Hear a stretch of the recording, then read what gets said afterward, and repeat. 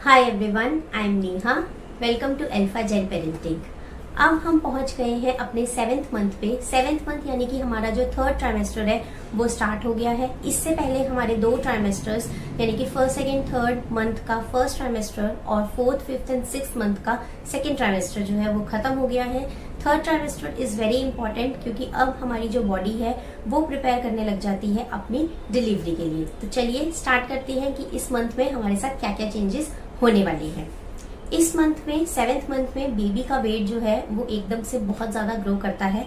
6 month तक उसका wait जो है वो करीब करीब 700 से 800 ग्राम तक होता है। बट इस मंथ में बेबी का वेट जो है वो अराउंड 1 kg के आसपास हो जाता है। बेबी के वेट के साथ साथ मदर का वेट गेन भी बहुत ज्यादा होता है। बेबी बम्प जो है वो इस टाइम पर पूरा विजिबल होता है। लेडीज का वेट गेन होने की वजह से उनके फेशियल फीचर्स जो होते हैं वो चेंज होने लग जाते हैं, स्वेलिंग आने लग जाती है बॉडी पे और काफी चेंजेस जो है वो बॉडी के अंदर देखे जाते हैं।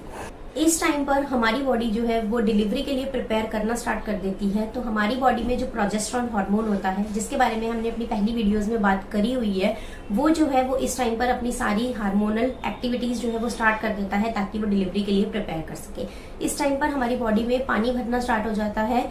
जितने भी प्रॉब्लम्स आपको अभी तक पहले हो रही थी वो अब और ज्यादा बढ़ जाती है।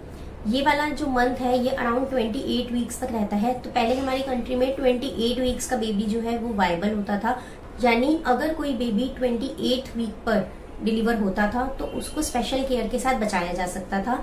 बट अब जो है ये वाला जो टाइम है ये 24 वीक्स पे हो गया है कि अगर कोई बेबी 24 वीक्स पे डिलीवर होता है तो उसको under special condition, special equipments NICU के अंदर रख के उसको स्पेशल केयर के साथ बेबी को बचाया जा सकता है।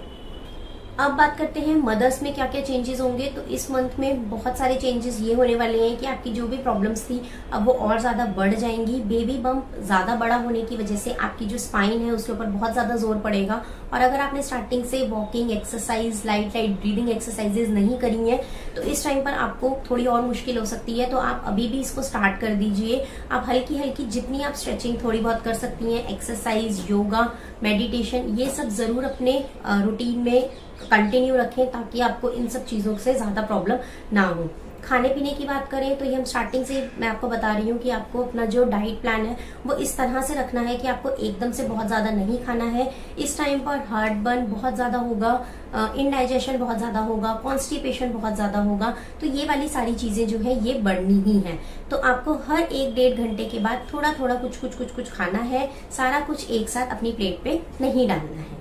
अगर बेबी की ग्रोथ की बात करें तो इस टाइम पर बेबी जो है वो करीब 14 इंचेस का हो जाता है। और इस टाइम पर बेबी की मूवमेंट्स को मॉनिटर करना बहुत इंपॉर्टेंट होता है क्योंकि यही वो मंथ होता है जिस टाइम पर बेबी जो है वो अपनी पोजीशन लेता है।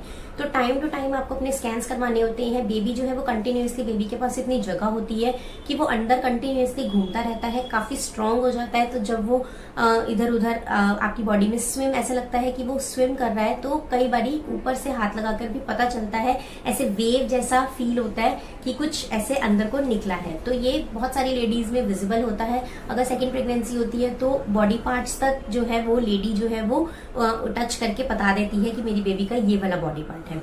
बट फर्स्ट प्रेगनेंसी में इतनी नॉलेज नहीं होती, इतना पता नहीं चलता। और इस टाइम पर ये चेक करना बहुत जरूरी होता है कि अंदर एमनियोटिक फ्लूइड की क्वांटिटी कितनी है। कई बार ऐसा होता है कि लास्ट के 2-3 महीनों में आते आते बॉडी के अंदर जो एमनियोटिक फ्लूइड होता है, जिसके अंदर बच्चा रहता है, जिसके अंदर से बच्चे को सारा पोषण मिलता है, वो धीरे धीरे कम होने लगता है। तो ये चेक करना बहुत ज्यादा जरूरी होता है और इस टाइम पर आपको अपना पूरा ध्यान जो है वो रखना है। तो इस वीडियो के लिए इतना ही। अब मिलेंगे अपने नेक्स्ट वीडियो में। Bye everyone.